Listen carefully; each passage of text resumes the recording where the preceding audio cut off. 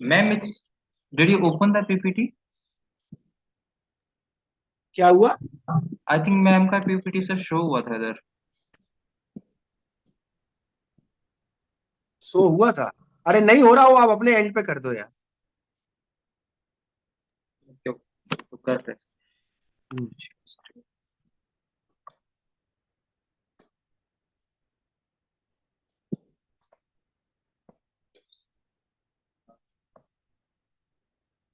Sir PPT दिख रहा है? ठीक है, doctor Neeru ma'am please start करिए।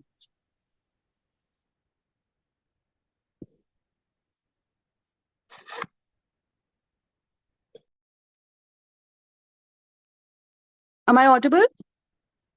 हाँ जी, Dr. हाँ जी। Sharma? Yes, ma'am. Yes. Okay. So, जी। a very good evening, everyone. We welcome you all to the 18th day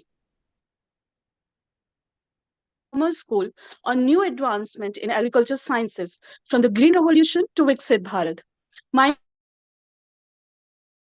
and madam I'm आपका वॉइस ब्रेक हो रहा है, working as आपका subject matter specialist. Voice break हो रहा है आपका। आप वीडियो बंद कर लीजिए, शायद इस कारण दिक्कत हो रही हो, वॉइस ब्रेक हो रहा है। आप प्लीज कंटिन्यू करिए आप। शुरू से शुरू करें?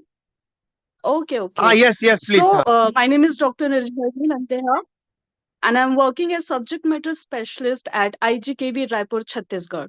So in continuation, today as guest speaker, we have Professor 𝐃𝐚𝐲𝐬 Rekha. Dr. Rekha is professor and head Department of Agronomy, Agriculture College, Adilabad, at Telangana State Agriculture University. She was born in November 1977 in Hyderabad. Dr. Rekha is a distinguished academician with extensive experience in the field of agronomy.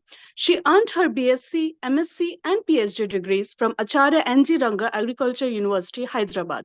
Dr. Rekha began her career in September 2006 as a scientist under the Agromet Advisory Services Scheme at Jagatiyal Karminagar, before advancing to her current role as professor and head of the Department of Agronomy at Agriculture College, Adilabad. With 18 years of experience, Dr. Rekha has made significant contribution across teaching, research, and extension in the agricultural field. She has authored and co-authored number of manuals, books, and other publications. She has achieved many awards and achievements, in which the major wins the Outstanding Woman Scientist Award in 2015 by GKVK Society and PGTSAU Best Teacher in 2020, and so on. Dr. 𝐃𝐚𝐲𝐬 Rekha continues to contribute to the field of agronomy with her vast knowledge, dedication to teaching, and innovative research. It is my immense pleasure to welcome you, ma'am, and with these words, over to you.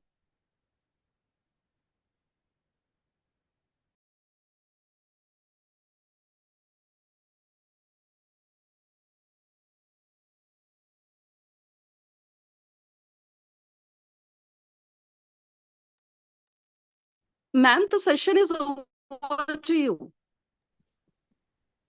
Bhanu ma'am. Dr. Bhanu.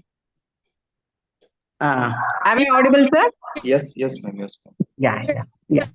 So, many thanks, madam, for giving a biodata of mine to the participants. आप सुन पा रहे हैं? Is the voice clear, sir? Am I audible? Yes, ma'am. Little bit Yeah. breakage is there, but Yeah, I am getting a break from your end, sir. But what about Yes, my yes, voice? yes. Yeah. it's clear, ma'am. It's clear. It's clear. Okay. Thank you very much, madam, for giving me this opportunity and giving a brief biodata of mine. And I will start with a small good evening to one and all those who have on to the online mode and for this 21 days training organized by AgriMeet Foundation in association with ICR and other institutes. And I could see about huge participants, above 134, who have joined onto this platform. I congratulate first of all that all of you have joined this training. Now let us start with a brief introduction of the topic. which I am going to deliver today. Okay. Everything else can wait, but not agriculture. So, as we mean it, so it is related with the climate, and we have to go according to the optimum time of sowing, and then only we can reap the higher yields. Yes, please. The next slide. So, these are all the well known facts, like the agri food sector contributes to about 30% of the global greenhouse gas emissions, and around one third of the total production in the world is wasted, which itself embodies a large carbon footprint.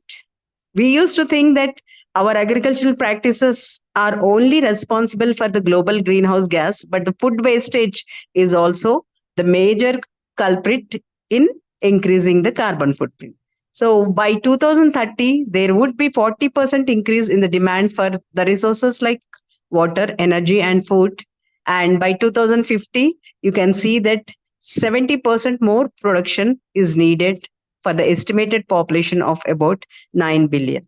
So always we should think in a nexus or in a network form, that water, energy, and food go together in a network or nexus. And we should focus on all these aspects in order to be sustainable. That means giving back to our next generation all this pure form of ecosystem and so on. We must save all this in a network form, but not in an individual form. Then only our future could be a sustainable one, and we could protect from the ill effects of the greenhouse gas emissions. Yes, please. Next one. So, what is climate smart agriculture? CSA. So, as we have seen in the first slide, that unless and until we become sustainable through the nexus management of these three: food, energy, and the what we say resources, we could be sustainable. So this climate smart agriculture in a simple way helps us to transform our present agriculture towards a green climate resilient practice. This is the definition, simple definition given by Food and Agricultural Organization during 2010. And the CSA is mainly dependent on three primary pillars, that is increasing our productivity for the burgeoning population, that is the major need. And second one is enhanced resilience, that means coming back to the original form, that is being elastic in nature, and reduced GHG emissions. So how we could increase our productivity, why it is required, means in order to sustain the nutritional security and to improve the income levels of the farm. And enhanced resilience, as I have told you, what is that resilience? In which aspects which we should attain it? It is controlling the biotic stress like the pest, weed, pathogen, and so on. Whereas the abiotic stress, it includes the climatic, soil, and moisture stress. So, and third one, the major pillar being the reduction in the GHG emissions, that is the greenhouse gases, in a sustainable and equitable manner. Unless we follow these three principles, we cannot achieve this climate smart agriculture. Yes, next slide, please. So, what are the characteristics of climate smart agriculture? So, sustainability. On a long term, our climate should be sustainable. Our soil should be sustainable. It should be passed on to the next generations in a sustainable manner. That is all these natural resources without degradation, what we call the water, then soil and air, to support the environmental health, and so that our future generations also are healthy like our ancestors. Adaptability. So we must go ahead with the new crop varieties which are adaptable to the increasing temperatures, carbon dioxide, and they must be resilient in terms of drought resistance and abiotic and pest resistance. We should improve the efficiency of the nutrients, moisture. That means all the resource use efficiency should be improved in a sustainable way by switching over to the technologies like micro irrigation, or it may be drought hardy varieties, development of them, and acquainting to the required climatic conditions. So resilience is in a simple way bouncing back. That means the variety should acquaint or adjust according to the conditions, but still it should be sustainable in giving out higher yields, and it should adjust to the conditions which have like worsened in the terms of moisture stress or soil stress, or what we say the salt stress, and so on. Then innovation, that means all these techniques should involve precise way of farming in order to improve the productivity by efficient use of our resources like water, nutrient, and renewable sources of energy like solar energy, water, and as well as the what we say the thermal energy. Yes, please. Next one. The next slide, please. So, as we have discussed, CSA, climate smart agriculture, is a nexus of all. We have to take it in a network form, but not in a individual way. So it should involve a water smart component. It must be energy smart. It must be nutrient smart. So what is smartness? That means efficiently using the scarce resources. How we could be water smart? So in the drylands, in the arid and semi-arid regions, tapping the high water or the rainfall, storing it for the future way in the form of rainwater harvesting, so that excess of water could be harvested and it could be used for the resilient cropping by giving the supplemental irrigation at the protective stages in order to ensure crop production against the droughts.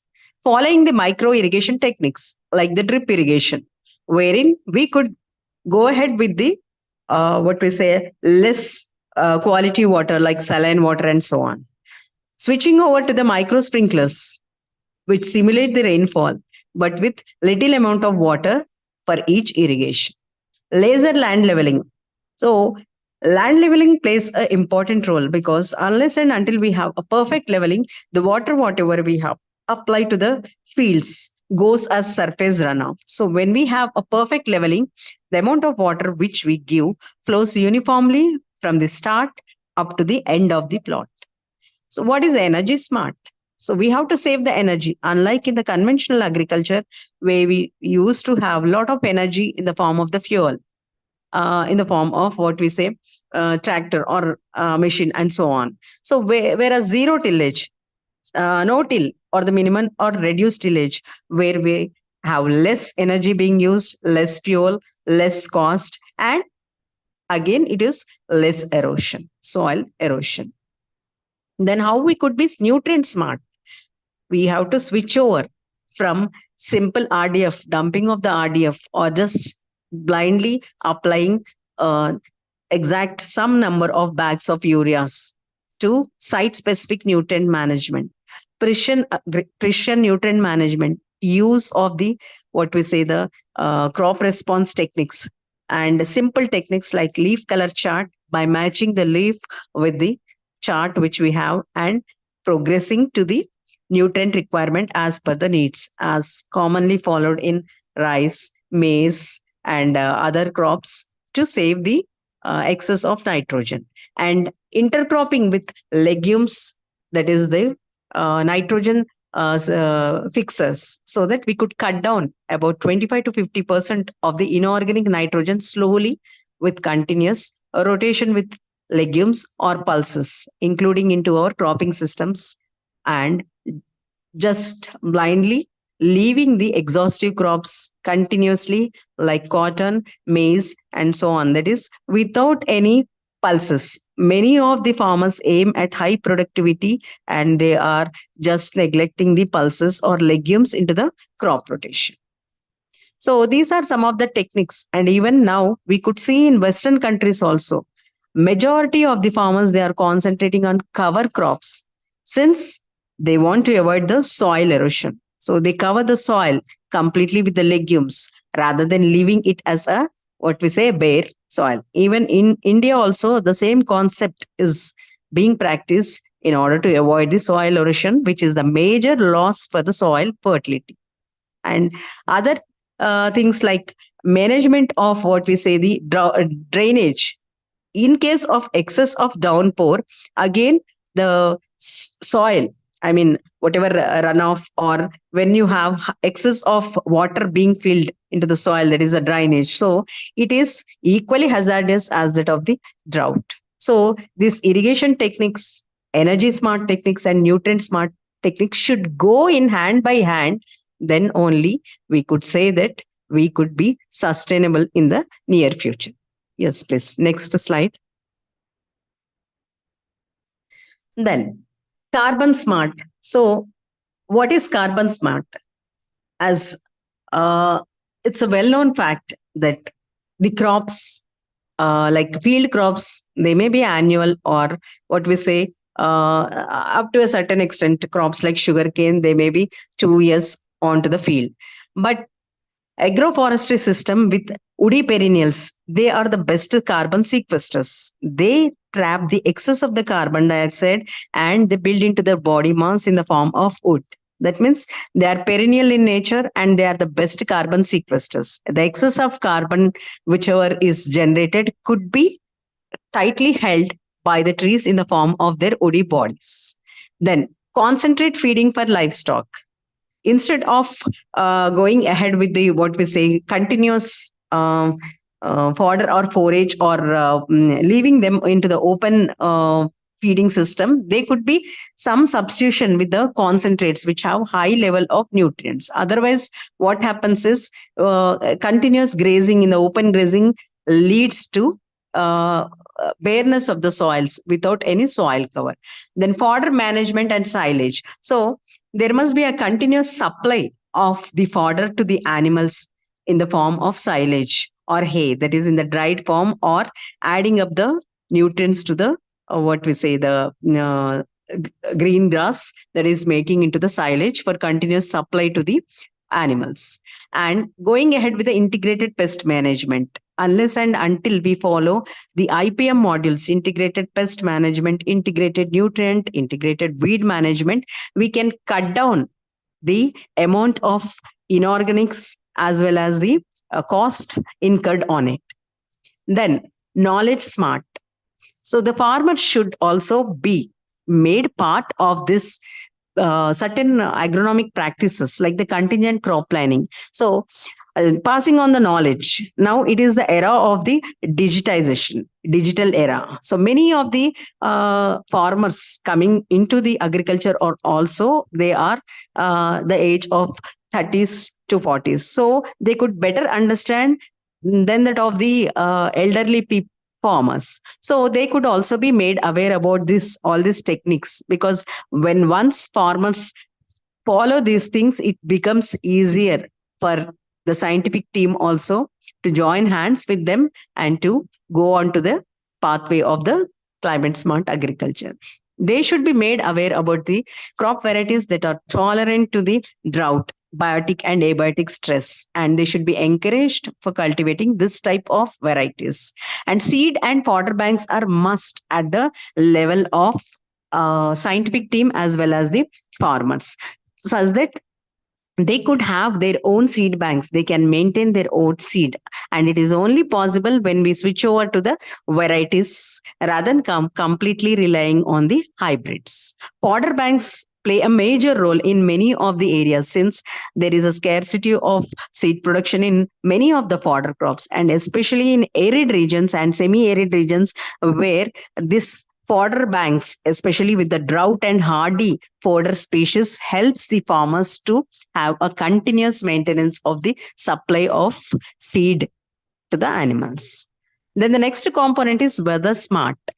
So the practices which are followed by the farmers must always be uh, in line with the climate. So like climate smart housing for the livestock. So whenever there are high temperatures, it's not just for agriculture. Whenever you have high temperatures, the livestock, the staple or the area in wherein livestock are maintained by the farmers, they should have the facility to change over from high temperatures to the low temperatures, to have a maintenance of the body temperature of the animals, like fixing of the foggers. When it is too cool in North India and especially in the western parts of the India during the rabi season or the winter seasons, there must be facility to increase the temperature of the room for having a moderation of the body temperature of the animals. Weather-based climatic advisories, that is giving advices to the farmers every week, that is twice in a week, continuously on the crops in relation to the weather. Suggestions with relation to the animals, suggestion with relation to the horticrops. When it goes continuously to the farmers, this is one and part of weather smart technology. Then crop insurance. It helps in coming out of the debts and clearance of the credit, which is the major cause, for reducing the debts and credit system with the farmers. So whenever this crop insurance is in a correct line, majority of the farmers, they get assured of the crop failures. Yes, please. Next slide. So what are the adoption of CSA technologies? Some of the adopted technologies in different rainfall zones of Rajasthan, with a case study we have taken.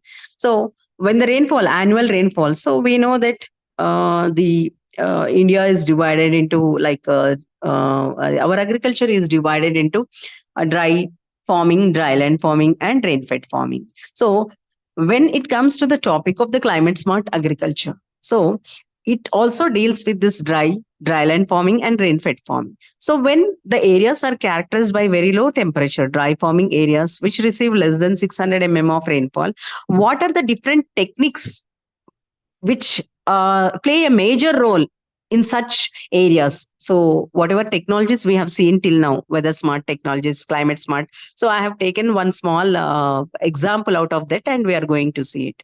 Now in the low rainfall regions, you could see that majority of the percentage of the climate smart technique was crop insurance, that is 88%, followed by your rainwater harvesting, then fodder management, then weather-based crop advisory and contingent cropland.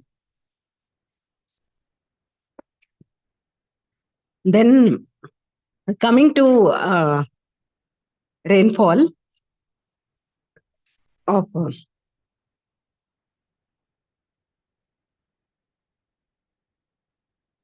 600 to 800 per year. So here you could see that there is a slight shift in the climate smart technology. That is, weather-based crop advisory has taken lead here, 86%, with the crop insurance also. And agroforestry is below 78%. And when we see areas with more than 800 rainfall, so here the major part is again crop insurance, followed by weather-based crop advisory. So what are the things which are going to help in different regions? Most important ones, just we concentrated. So in all the cases, you could see that crop insurance was in the first line, followed by other techniques. Yes, next slide, please. So just going ahead with in-depth about the different climate smart production practices and technologies which are suitable in true sense. Smart varieties. So depending on the regions of the cultivation, whether the area is more prone to the heat stress or to the cold stress. So here, for example, for the southern conditions like Telangana and other areas where the winters are a little milder than the South Indian conditions. For example, in our areas, when we sow the chickpea crop, when there is a delay of about 10 to 15 days. So when these crops are prone to the terminal stress, that time the yields are reducing to a greater extent. In these conditions, in our conditions, we prefer the heat tolerant varieties with respect to the chickpea as well as wheat, because our winters are less milder than the North Indian conditions. So management of heat stress, what are the adoption techniques generally the farmers could follow for the better tolerance? Are mulching with the local previous material. So we could see larger areas that during the winter conditions and all, mulching with the soybean residues, mulching with the paddy straw, then mulching with the pulse stubbles and all, it is commonly practiced by the farmers. Then scheduling the irrigation as per the availability from the farm ponds. Then shade house facility. I could say that there are farmers, you will be surprised that they they target mainly the tomato and coriander crops during the months of April and May. And they are getting a minimum of about this year, I think there were farmers, those who could achieve about 1 to 2 crores of amount for tomato and coriander when it was peak summer of May and so on. There are very few farmers, those who could afford, and they are going for the shade cultivation of this, shade house cultivation of this vegetables during the peak summer. And even there are many farmers, those who have in the export oriented way, they have switched over from exhaustive crops like cotton to export oriented melons and other imported fruits by planting the boundary trees around their fields in order to protect these melons and what we say export oriented vegetables from excess heat stress. Boundary trees, that is like the trees which give shade during the peak summer time. Then flood tolerant plant varieties. Example, like in areas of coastal areas wherein the floods are very common in the rice and so on, they are going for the deep water varieties, like which raise with the level of the water with the drought water.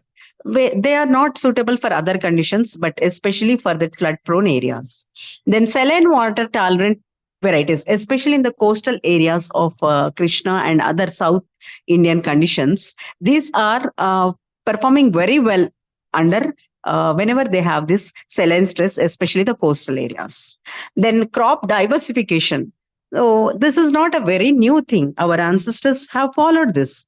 Yes, all of us agree that it is not we who say that there must be a rotation with the pulses and legumes because of the inherent capacity of their nodulation. And the one most advantage is that after 25 days, we need not apply any nitrogenous fertilizer since they are the factories. So inclusion of these legumes and pulses is in one way we are cutting down on the inorganic fertilizer, nitrogenous fertilizers. And other way is that we are also improving the soil fertility and cutting down 25% of the nitrogen to the next crop, and a lot of leaf fall, which is adding organic carbon, the need of the hour. Then components like agroforestry, nitrogen fixing trees, energy plantations like casuarina and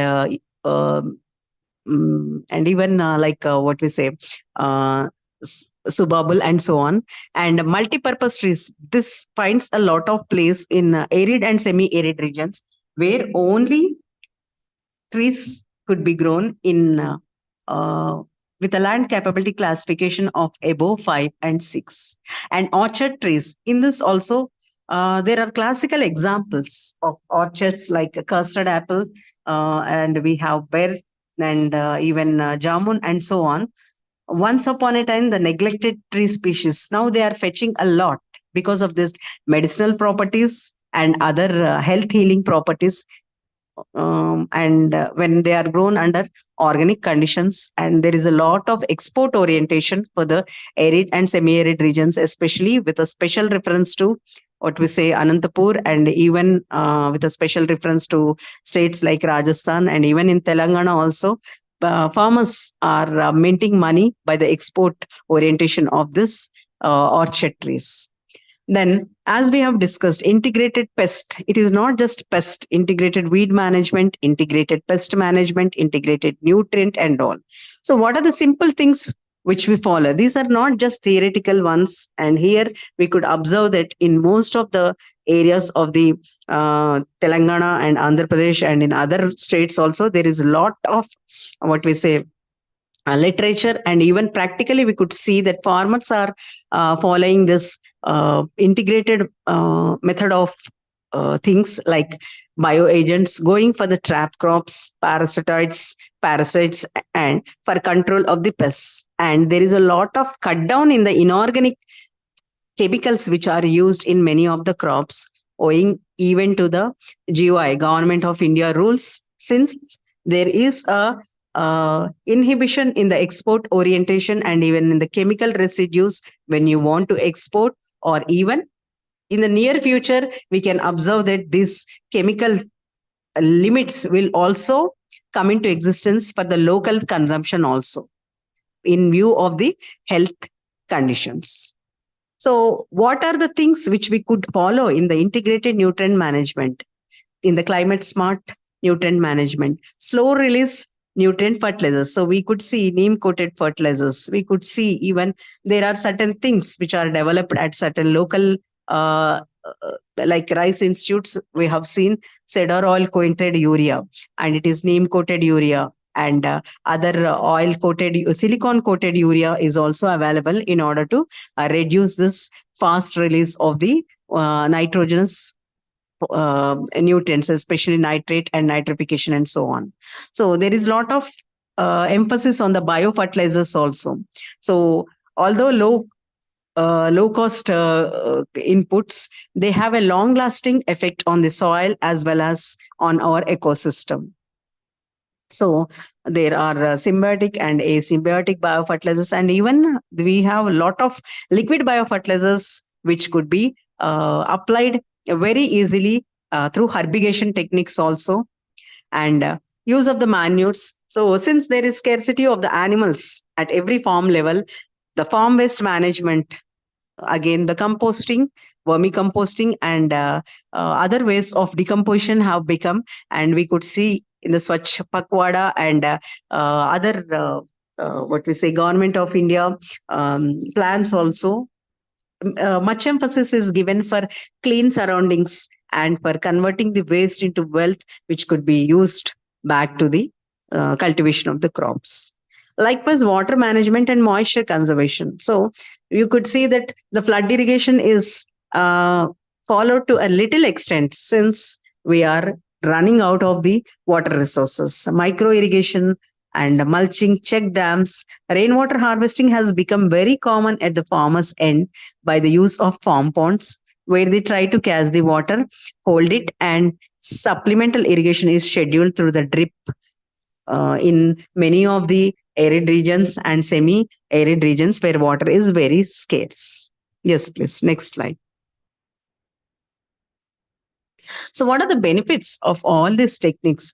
What is the outcome? The common outcome which we could see this is enhanced productivity, the improved soil health because of the cut down on inorganics, and improved nutrient use efficiency. That means the yield as well as whatever fertilizer we have applied tends to increase the ratio.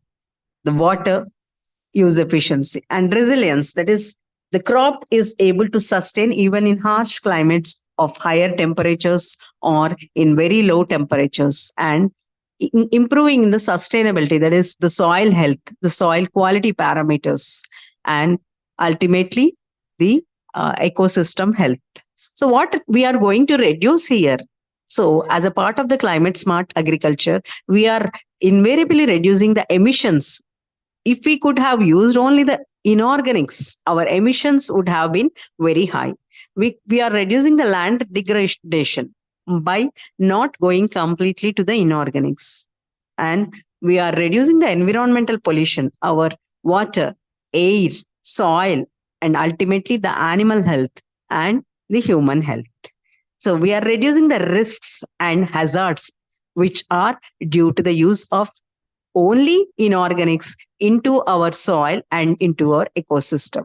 So these are the added benefits. The increase in yield may be one benefit, but sustained safety, safe ecosystem is what we are guaranteeing to our future generations.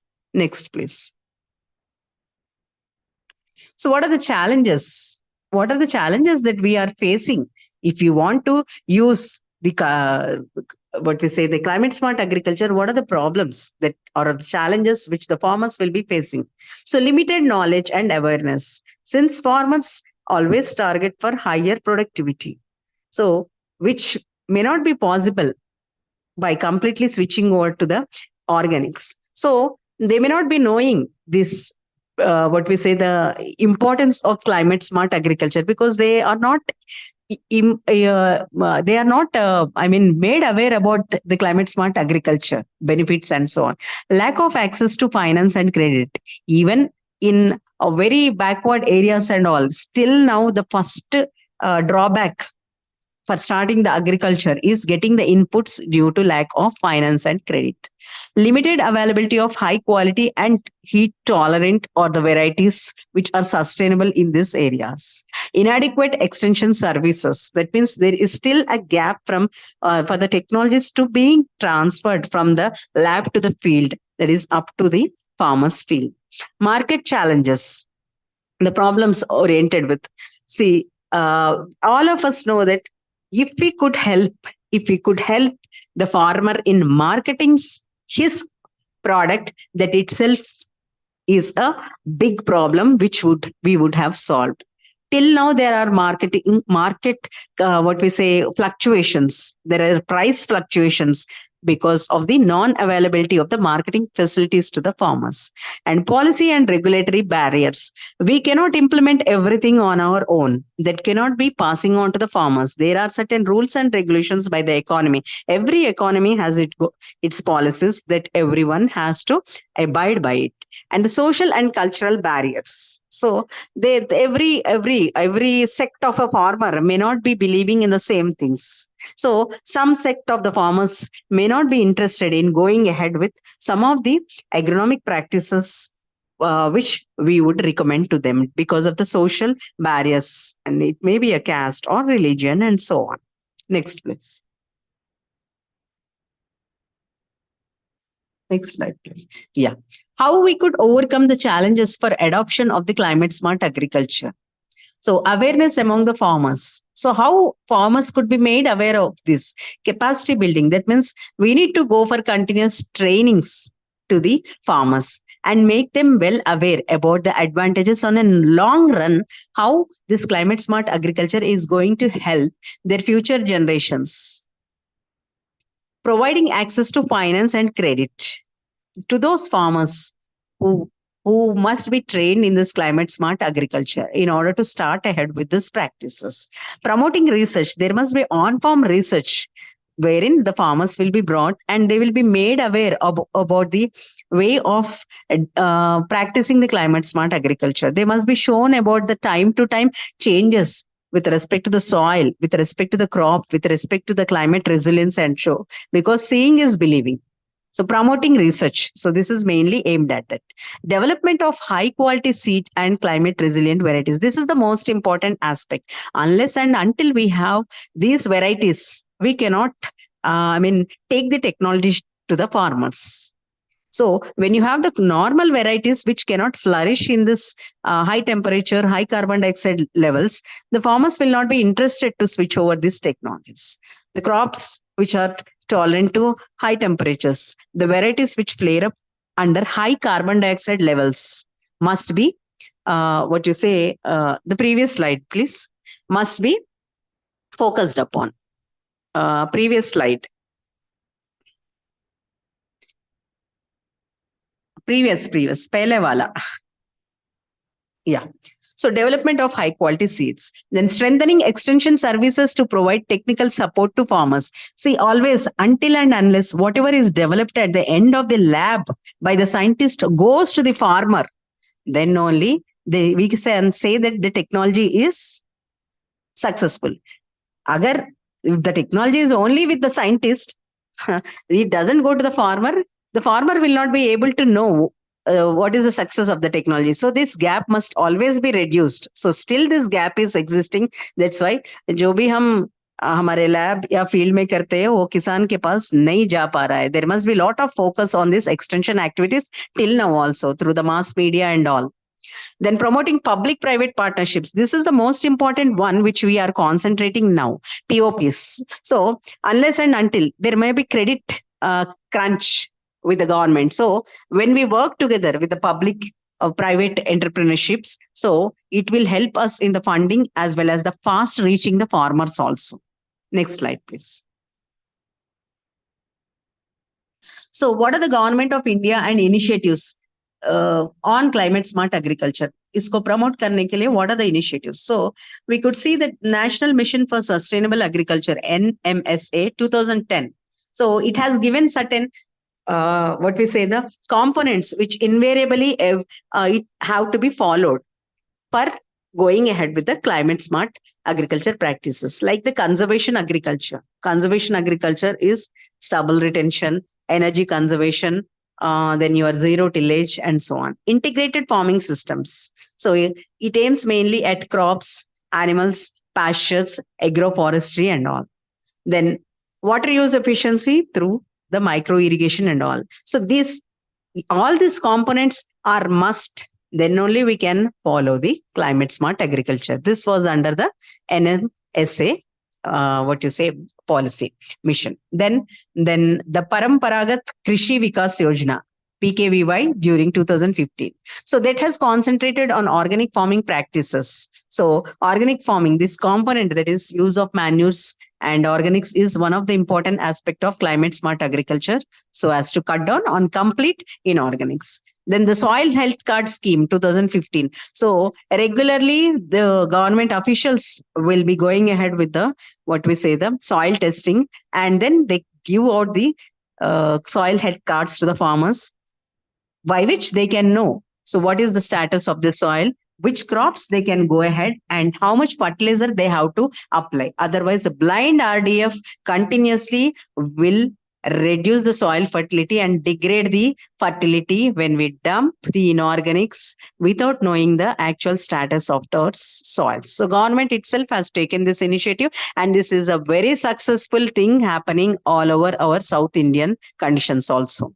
So we know that the World Soil Day is celebrated on December 5th of every year throughout India, and farmers are very happy with this what we say the soil health card system, and they are coming forward for testing their soils regularly with the labs and the universities.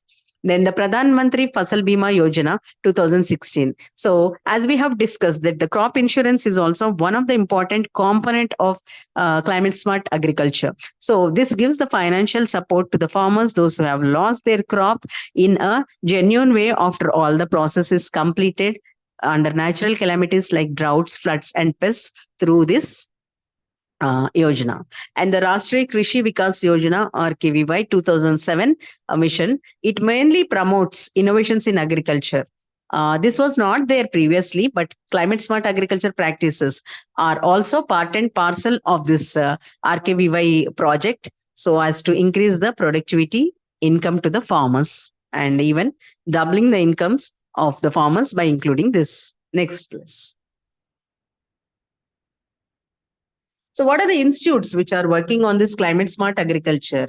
Are only agriculture universities working, or still some other people are joining hands? The Food and Agriculture Organization at Rome, ICR CREDA, National Initiative on Climate Resilient Agriculture, this was the project, and Consultative Group on International Agriculture Research, CGIAR, which has sub-branch at ICRISAT, Hyderabad, then ICRISAT itself, IFCO, and then MS Swaminathan Research Foundation, Chennai, NABARD at Hyderabad, NAM at Hyderabad, National Institute of NARD,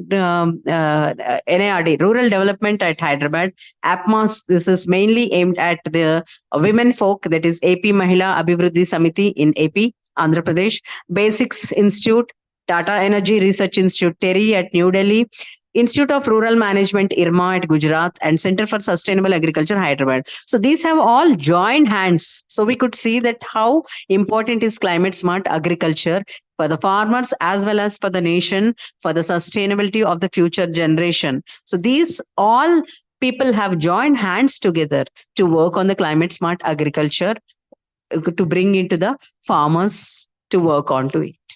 Yes, please. Next slide.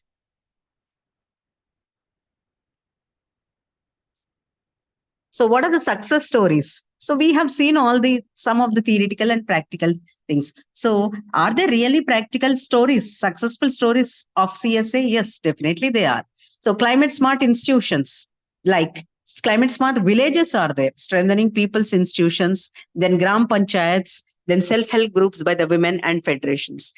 Then climate smart knowledge centers, capacity building. They are giving the trainings, weather, crop and livestock and advisory services. Then climate smart agriculture practices. Many of the villages are following tank silt application, whatever silt is there in the tanks, efficient manure management from their animals, dung and bioinoculants, sprinkler irrigation, micro irrigation, biopesticides, and so on.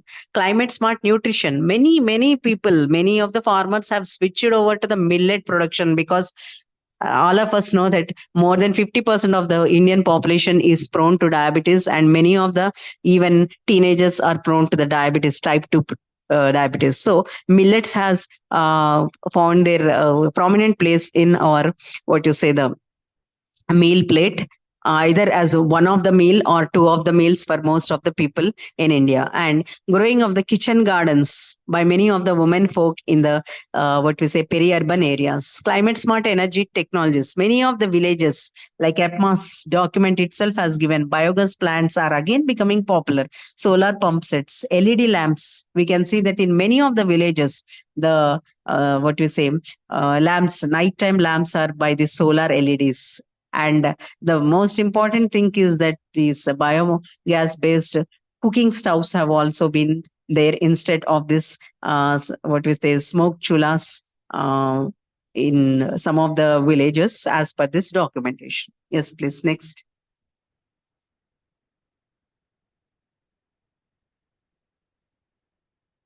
So many of the successful technologies based on the climate smart report, we could see that vegetable gardens, aquaculture, and water harvested ponds, they are going because aquaculture is fetching a lot of profits because of its health benefits compared to that of what we say meat, red meat, and so on. Then community based paddy nurseries, they are growing in order to save the nurseries. Drum seeding technique in rice is the peculiar example to reduce the methane emissions and to save the water. Drought tolerant paddy varieties, because rice is the first and foremost important staple crop next to wheat at India level, whereas in other states of the India, rice is being the staple food, most of the South Indian country areas. And crop diversification, that is continuous growing of this extensive crops like cotton and paddy is slowly replaced by a sequence like a cereal, that is a millet, a pulse, and a oil seed, which is going to increase on a larger area in the coming years. Then integrated farming system, a old concept has come into existence wherein women are playing a major role by rearing the, what we say, the backyard poultry, by going for the trainings for the aquaculture and for the nurseries of the what we say vegetables, and then a rearing of the small ruminants and so on. It has again come into the picture into many parts of the area. Women being more patient enough as compared to the men folk, they are mostly involved in this what we say IFS systems and custom hiring centers. So there are days to come in wherein we are seeing that the drones are given for the on rental basis, like the tractors and so on. Now there are many drone piloting, what you say, certification courses wherein the rural and youth are taking into training, and there are very near the days wherein we can see that the farmer himself goes ahead with the drone without support of a technical staff after getting well trained by the what we say the staff. Improved planting methods. So though some of the methods are old, since still, as the saying says, old is gold, the broadbed furrow method, wherein we have ample amount of aeration, is holds good for many of the crops, like the ICRISAT technology for the groundnut in the black soils, and even for other crops like wheat and so on. Zero till sowing. Now zero tillage rice based crops like millets, oilseeds like sunflower, maize have become a common practice in many of the parts of different states of India. And just they are going for the minimal and reduced tillage rather than conventional tillage, switching over to just one plowing and one rotavator, wherein they incorporate the previous crop stubbles. And we know that there are many decomposers. Just by spraying onto the stubbles, within 10 to 15 days, they are going to decompose. And we are adding all the previous crop stubbles without burning them or throwing away after the crop. And rainwater harvesting, as usual, it is most important because water makes everything in agriculture. Moisture is required at every operation from sowing to harvesting. So, unless and until we have a habit of rainwater harvesting, we cannot go ahead with any of the step in agriculture. So, next, please. So, why climate smart agriculture? So, almost till we have come to the end. Why we should follow climate smart agriculture? When I am very comfortable with my older methods, when I am comfortable with just purchasing the inorganics from a dealer and just dumping into the soil and getting high yields, why I must switch over to this? So, to ensure a food secure future to our next generations, this is must. Otherwise, our soils, our environment, air, water, and even the health of the animals and human beings is goes to be worsened in the coming years. Improve the lives of millions and for reducing carbon footprint. If you don't switch over, the carbon emissions will be high. They are dangerous, as we know that the ozone layer is going to thinner day by day. If we don't stop with this, so there are days to come ahead of wherein there will not be any protection going to be there with the increased carbon evolution. Success stories show many ways. So, why we have to go ahead with the success stories? Unless and until we believe, we'll not try to follow them in our field. So, be smart. Go ahead with the smart agriculture for your smart next generations. Leave the resources in a cleaner way, clean soil, good air, good water. Otherwise, we are drinking the bottled water. There are days going to come where in each person carries a small oxygen cylinder at the back. By cutting down our trees, by polluting our environment, we carry a water bottle, we carry a oxygen cylinder at the back of us. So, in order to save our future generations, in order to save our resources, in order to be competent with other developed countries, there is a must and every need to switch over to this climate smart agriculture. So, invest in reducing the carbon footprint. So we can also see that with the carbon trading, there is a lot of carbon credits and all we could fetch. There are many farming systems wherein the government is giving back to the farmers. When you try to trap the carbon units, you are getting monetary benefits from the government in many of the countries. So I say that let's be sustainable by switching over to climate smart agriculture and give a clean nature to our future by giving the importance of it. Yeah. Jai Jawan, Jai Kisan. Thank you, one and all. Thank you so much, ma'am, for this informative and wonderful session. Though it's Sunday, you give us time. And I think Ankur sir get disconnected. Check once. Yeah. I think there might be a network issue, ma'am. So Okay. I'm giving permission to the participants so they can unmute themselves or even ask the question in the chat box, right? So, Yeah. So,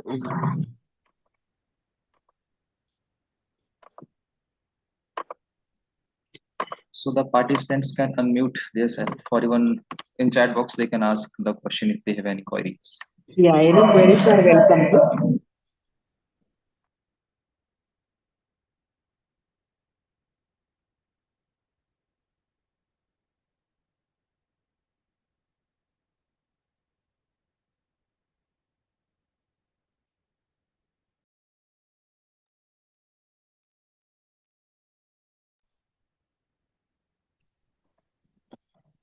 We're getting message in the chat box, ma'am. Very Uh-huh. nice presentation, clear presentation, Yeah, nice lecture. one I could see. Yeah. Yeah, still something six are there in the chat box. Where will we move?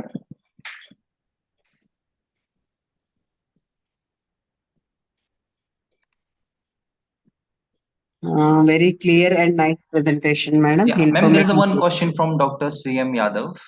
Yeah, First please. greeting, very informative session. And Yeah. the question is, let me just scroll. What type of mulching is used in CSA? Yeah. Generally, we could go for organic mulches like the crop stubbles, pulse.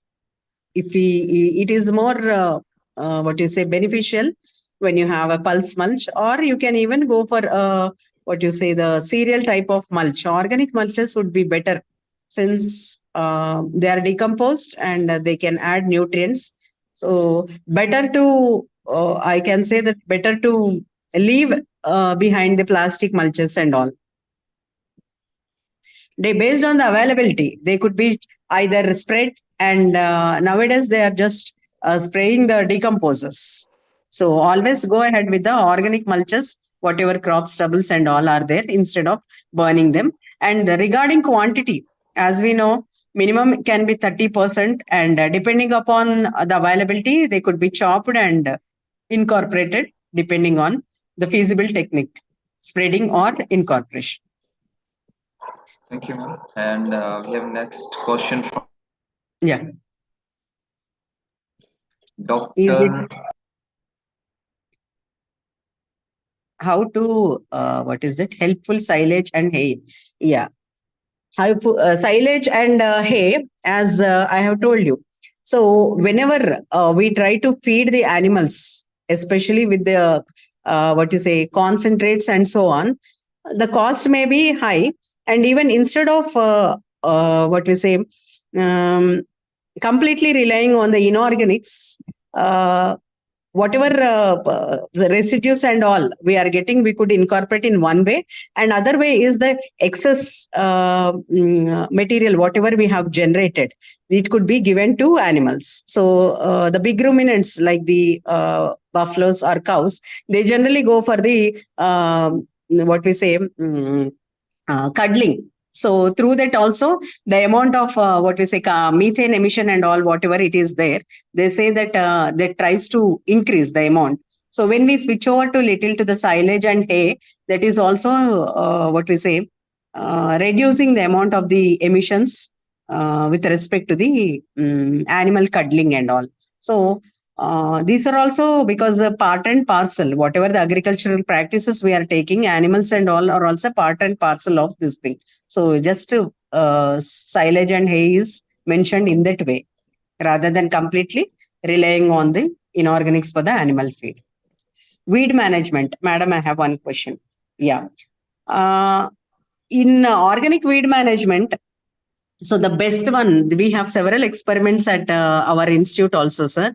Like with different types of mulches and all, sprayings and all, we could see that the stubble mulch, uh, different crops mulches like the paddy and all, they have performed better in terms of moderation of the soil temperature as well as in the reducing the weed count in many of the vegetable and cereal crops, and they were on par with almost all plastic mulches also. If they are biodegradable mulches are available, they are also good for organic farming.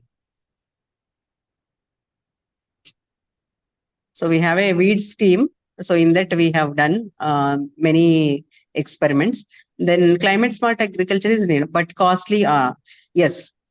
See, I just want to say climate smart agriculture. So we cannot get the results within one season or in 2 seasons. So first awareness on a community basis, and there must be switch over by many of the farmers. Then only I say that there will be a success. Then resource poor farmers, see, completely they may not be able to go ahead with what we say high end things and all. At least since we have like 3 pillars of it, we could slowly cut down on the inorganics. purchasing of that one. And we should also have components like leguminous trees, and then glycidia being grown on the bunds of our own farms. Then we should also have the stubble mulch and all from our this thing only. Purchasing from outside is definitely a costly one, but whatever previous crops we have, if we could slowly start with the process, definitely by some time we will stabilize. But if you completely rely on the what you say outputs purchasing way, it is definitely costly. I agree with you. Provide technology under mid duration of crop greater than 2 times 15 days dry spells. Yeah. So suppose if we have like as we are saying, depending upon the crop, if we have a sorghum or finger millet or it is a pearl millet, so we are well known that when we have a stress beyond 45 days of the crop, when you cannot sustain it by the foliar sprays twice or thrice, we could definitely go for cutting back and feeding to the animals if the animal component is there. And if the climate is good when we receive the rainfall, definitely because of the returning capacity, we could add 10 to 15 kgs of urea through the soil application and we could get a return crop, especially for these crops. And if the farmer has a little farm pond, he could go for supplemental irrigation provided he has a drip or a motor to lift the irrigation.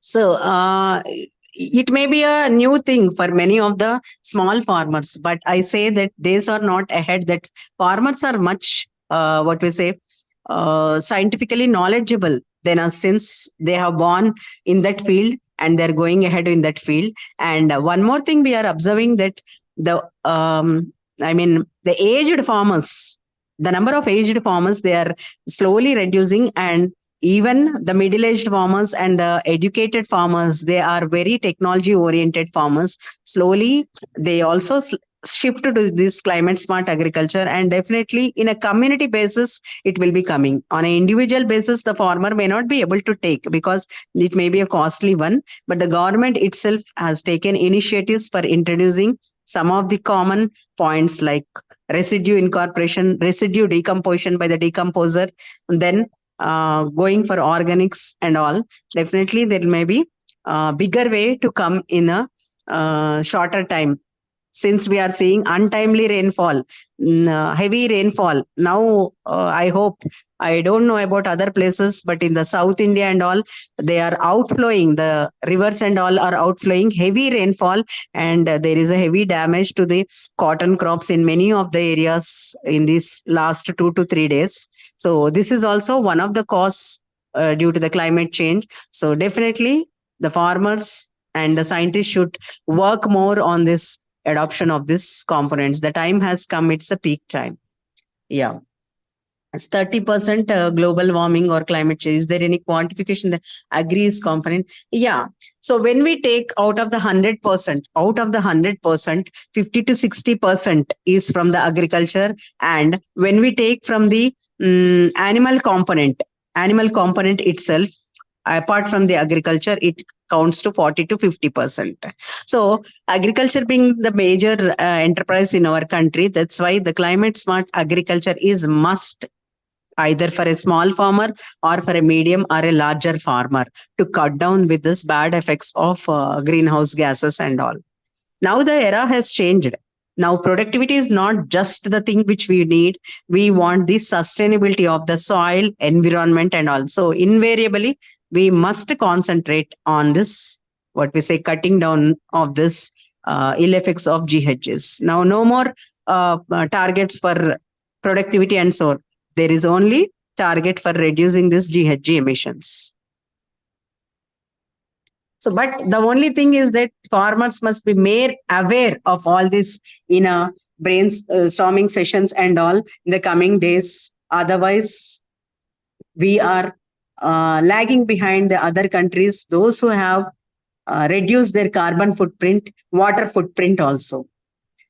The rice cultivation has completely taken new shifts of aerobic rice, dry seeding and so on to cut down the water footprint and to cut down the methane emissions. So there is lot of emphasis in all states of India for switching over to the dry seeding from transplanted rice. This is not just for cutting down the water footprint. It is for a sustainable environment. The technologies like drones and all, we are seeing every small farmer will be hiring the drone in coming days. And we may not surprise that we will be on par with people like Japan and all in using all these technologies. So these are all the facts which I am discussing, not just theoretical things, because all of us are educated and scientists, those who are in the forum. That's why I did not take any statistics. I didn't explain like a teacher, but it is in a what we say common way or latest happenings in and around, and with the findings I have just given the small lecture. What are the 5 pillars of climate smart agriculture? So we have divided into only 3, but our water, when we divide it into the several factors and so on, they can be around 5 pillars. Otherwise, they are the basic 3 pillars. Okay. Methane and carbon emissions at the farmers' fields. Yes, we have the what we say the collecting chambers. Actually, farmers level it is difficult because unless and until they are tied up with the scientific forum. So we have the analyzers at the lab end, which the scientific team has to do, and there are certain measuring devices which farmers cannot do at the end. But definitely the farmers who are interested in measuring will be aided by the scientific team. Okay, they can come with the what you say the closing chambers will be there at the scientists with the scientists, and they need to bring them and collect from the chambers. The injections are there to collect this methane and all these gases, and they are analyzed at the end of the lab by the scientific team. At the farmers level, it is difficult.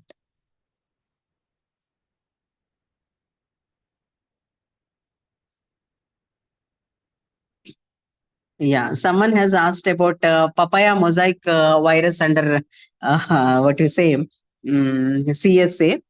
So one thing is that when a common thing like whenever we have virus-based thing, generally we need to first select what we say a good germplasm for any viral this thing.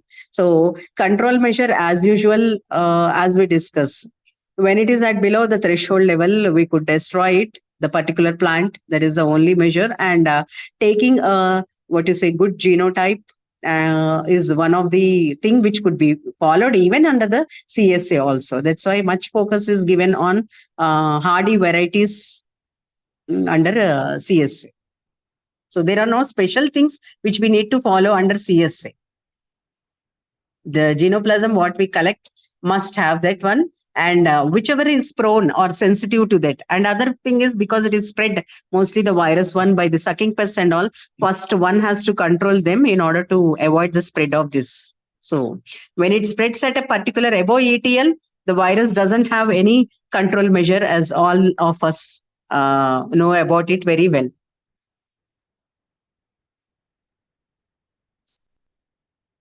Yeah, I think these are the some of the questions which we have gone through every query wise, and I hope I have answered. Is CSA beneficial for CSA? It is not at the farmer end what we are doing. It is at a larger scale we are discussing CSA. It is not just that farmer will be benefited and all. It will be on a sustainable basis. Everyone can follow it. As I've told you, it may not be so costly, whatever is available with him. So it is not for a single farmer benefit. The CSA is meant for the welfare of all of us, all the mankind. So whether we are involved in agriculture or not, because farmer is one, 70% of our what we say population is dependent on farming. So when our farming is resilient, automatically we could be sustainable. So it is a responsibility of each and every farmer to switch over to this CSA if he wants the mankind to be very sustainable in the coming days. So farmer has got a big role to play than the scientists.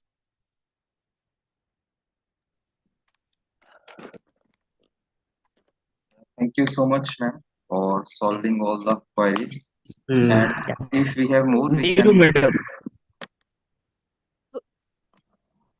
So we would like to extend our heartfelt thanks to Dr. Rekha for delivering such an insightful and enriching technical session on climate smart agriculture. Your in-depth Yeah, coverage of one more carbon smart. question, madam. Just I want to Yeah, answer something in yeah, tobacco sure, they ma'am. have given carbon Sure, ma'am. footprint. So, like the footprint in the carbon, generally carbon footprint, how we can reduce in tobacco they have given. So, shift in the cropping systems, since crop holiday is also given for tobacco in many of the areas. So crop cropping system shift is a major has a major role in reducing the footprint.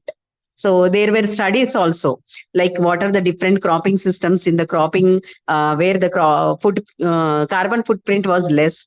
The switchover of the cropping system has also made like a millet based thing. Okay, so which are more resilient to the high carbon foot emission and all. So instead of going for what we say the crops, some crops which are commonly grown, so even our water management, our fertilizer management, and which manure gives out a less carbon footprint and all they have tested.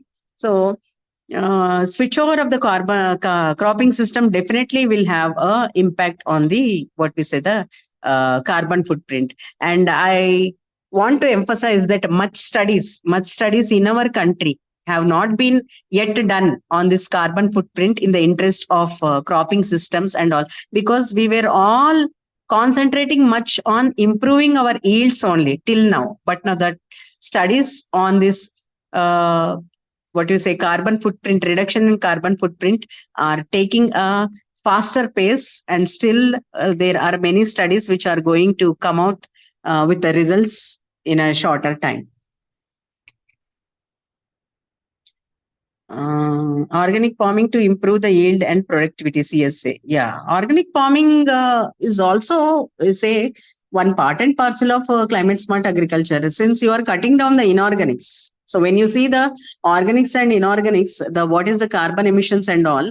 So definitely organics will have less carbon footprint depending upon the source what we are using. So it is one component in the climate smart agriculture, part and parcel of climate smart agriculture. The battery on gem. So I think I have solved almost all the questions. Now everything is perfect in this chat box, madam. Okay, All are thank you answered. for yes. Thank you for such a elaborative explanation, ma'am. Your in-depth coverage of carbon smart, knowledge smart, and weather smart practices was not only enlightening but also highly relevant in today's context of sustainable agriculture. Your expertise and ability to simplify complex concepts for a diverse audience was truly commendable. And the knowledge and strategies you shared have provided us with valuable perspectives on how to integrate climate smart practices into our agriculture systems effectively. And once again, thank you for your time, effort, and dedication in sharing your knowledge with us, madam. And your session has left a lasting impact, and we will look forward to implementing the innovative approaches you discussed. Thank you so much, ma'am. And with this note, we hereby declare the end of today's session. Thank you so much. Thank you, madam. Thank you for giving this opportunity, Dr. Ankur Sharma ji. Thanks a lot जी for जी giving me thank this opportunity. Thank you. Namaste. So, thank you one and all for नमस्ते joining सभी this. Participants left कर सकते हैं Thank you. Okay, okay. Thank you, ma'am. Okay, bye.